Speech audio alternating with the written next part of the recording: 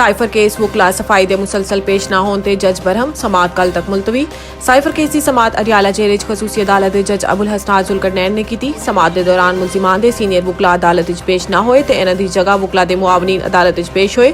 Prosecutor Zulfiqar Abbas Naqvi ਨੇ ਕਿਹਾ ਹੈ ਕਿ ਵਕਲਾ ਸਫਾਈ नहीं आए, रोज़ इल्तवा लैन ते असी किस गल दी सज़ा है कि रोज़ सुबह आ जाइए। बाज़ गवाहान जरह लई दुबई तो आए हुए ने, रोज़ अदालत पेश हुंदे ने, अज भी इल्तवा दी दरखास्त दायर कर रहे हैं, पता नहीं सीनियर कौंसल कदों आएंगे। वकला सफाई जरह करन तो कतरांदे ते ताखीर हरबे इस्तेमाल कर रहे ने। खसूसी अदालत ने वकला सफाई नूं पेश होने लई 2 बार दी मोहलत खत्म होने ते फैसला महफूज करदे होए साइफर केस दी समात कल तक मुलतवी कर दित्ती।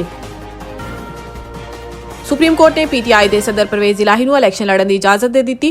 जस्टिस मंसूर अली शाह की सरबराही 3 रुकनी बेंच ने परवेज इलाही के कागजात नामजदगी मुस्तरद होने के खिलाफ अपील से समात की, जिस दौरान परवेज इलाही के वकील एहसान खोखर ने दलाइल देंदे हुए कहा है कि असी इलैक्शन ताखीर नहीं चाहते।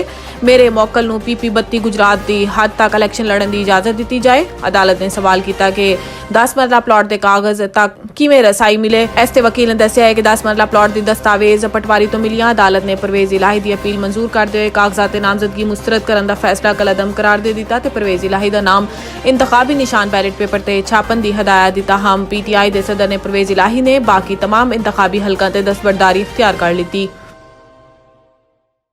NA 194 तो PTI उम्मीदवार सैनीटर सैफ अबड़ू PP दे हक च दस्तबरदार। पाकिस्तान पीपल्स पार्टी के चेयरमैन बिलावल भुट्टो जरदारी तो बिलावल हाउस PTI के सैनीटर सैफुल्ला अबड़ू ने मुलाकात की, जिदे इंतखाबात के मामले ते नई पेशरफ्त सामने आई है। सैनीटर सैफुल्ला अबड़ू ने NA 194 के इंतखाबात तो दस्तबरदारी का ऐलान कर दिता ते कहा है कि पीपल्स पार्टी के नाल मिल के शेर दा रास्ता रोकांगे।